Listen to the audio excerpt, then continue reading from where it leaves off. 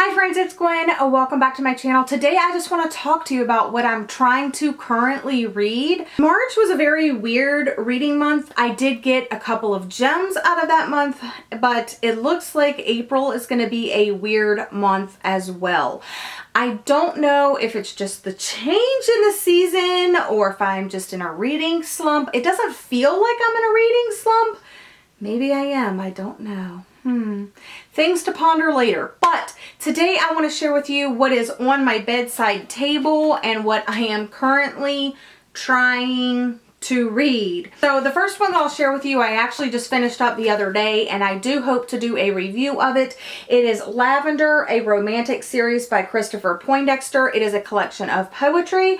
I just finished this the other day. It's less than 100 pages. I think it's like 99 pages. It is 99 pages and it is full of full page photography. So it shouldn't have taken me long to read it, but it took me 2 days. So there's that. Next, the book that has been on my bedside table the longest is The Joy of Less, A Minimalist Guide to Declutter, Organize, and Simplify by Francine J. Miss Minimalist. This book has been on my bedside table for a very long time, back when Sabrina gifted it to me. But this is a book that I feel like I need to go through slowly to get the full impact and lessons from this book, but there is a method. It is the streamline method, and that stands for start over, trash, treasure, or transfer, a reason for each item, everything in its place, all surfaces clear, modules, limits, if one comes in, one goes out, narrow down, and everyday maintenance. This book was really, the beginning part was really getting you into the mindset. Then it kind of went into each of the steps of the streamline process. And now I am on to the portion that is going room by room. It's part 3. I'm really enjoying it. So the first one was the living or family room. And as you can see right here, I tabbed things as I was reading this, what I needed to do in my living room. So as I was reading it, it was talking about things that don't belong in the room, and it says, so I tabbed it and said move guitar and the drum out of living room, and I did that and it's now in this room. So things that didn't belong, get a wall mount for our TV, so I did that when it talked about the shelving, having less stuff on the floor and things like that. So I wanted to mount our TV, which I didn't end up doing. We did just save our TV stand and I made it a little bit more aesthetically pleasing, because that was another reason why I wanted it on the wall. So I just tabbed certain things as I was reading and made little notes to myself. But now that my living room is complete, I know exactly what it's supposed to look like. Everything is in its place. It's pared down to the bare minimum. I am slowly adding things like, you know, of course my dog's crate is in there now and her basket of toys and things like that. But it's a very livable space, and I feel that as I keep going, it might change and evolve as time goes on. The next one was bedroom, and it really was talking about how the bedroom is supposed to be a perfect environment for a well-deserved rest, and it should be the most uncluttered room in your house. So it's supposed to be your solace after a hard day of work, school, childcare, house cleaning, and every other activity you manage to fit into your day. And I did just read through this. I didn't really tab everything because I don't know how to handle that particular chapter yet, just because our house is only really a 1-bedroom house. We have this room that we use as like my library / his music / our guest bedroom area. And we also have our other bedroom is being used as an office. It has our desks in there and some more like shelving. And then we just have our bedroom. So, and our house is relatively small, so I would love to get some things out of there, but there's just nowhere else to put them right now. But I did consciously take tips that it was saying about that extra clutter, just not needing it in your bedroom. So that's something I'm going to be doing over spring break. But I continued to read the next chapter on wardrobe, and it was really helpful to me. I managed to get a crap ton of stuff out, even though I have gone through my clothes before. I did it again, and I have pared everything down to what is literally hanging in my closet. And I did share a picture on Snapchat yesterday. Also, the donate pile / sell pile, I shared that on Snapchat yesterday. And I only have 2 bins under my bed. One is all of my sorority t-shirts that I need to save, and the second is a few of my heavier winter items that I am putting away until next season.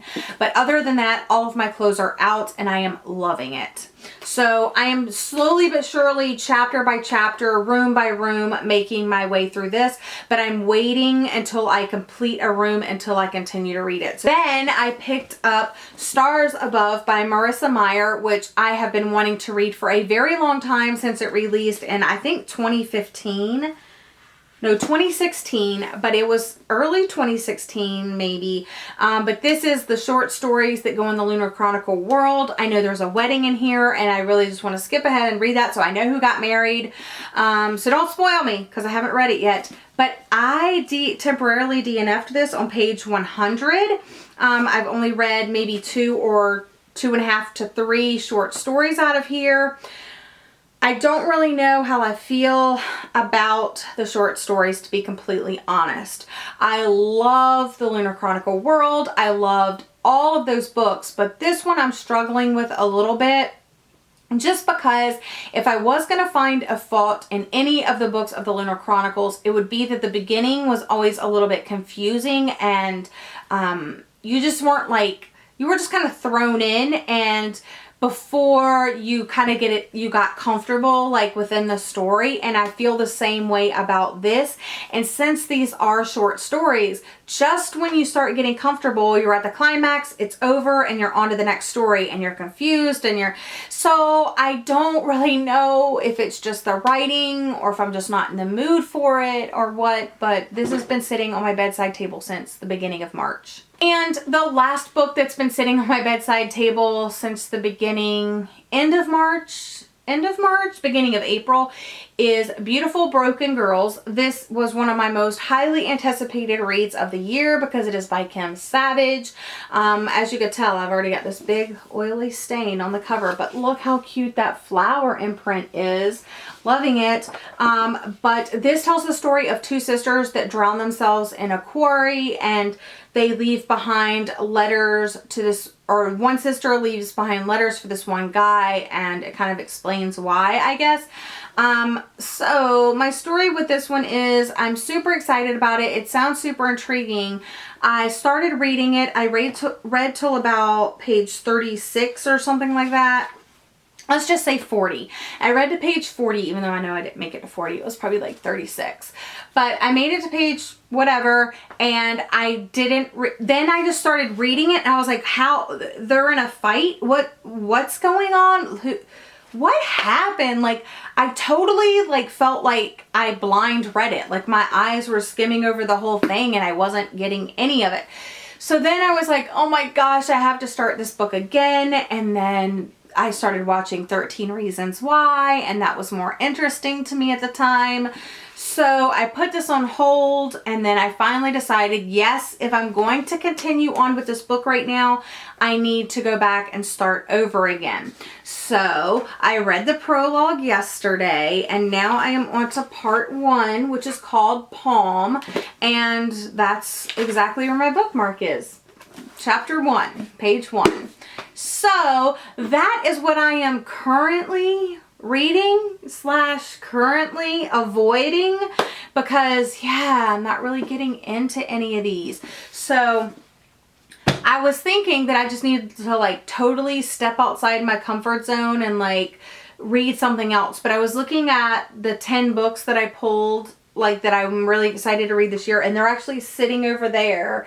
And it's Crooked Kingdom, Heartless, 10,000 Skies Above You, Vengeance Road, Not If I See You First, Library of Souls, The Book Thief, Murder on the Orient Express, and The Night Circus. And none of those right now sound interesting. I looked over my shelves. None of that sounded interesting. So I decided to go to Barnes & Noble, and I wanted to pick up the Darker Shade of Magic trilogy. Well, I was just going to pick up the first book, see if I actually did like it, because I have this whole thing with fantasy that, you know, I don't really get into it. So I went to Barnes & Noble. They had a copy, but it was in paperback, but I decided to read like the first page, and I immediately wanted to continue. After I read the first page, I was like, wow, this sounds so interesting. I want to read right away.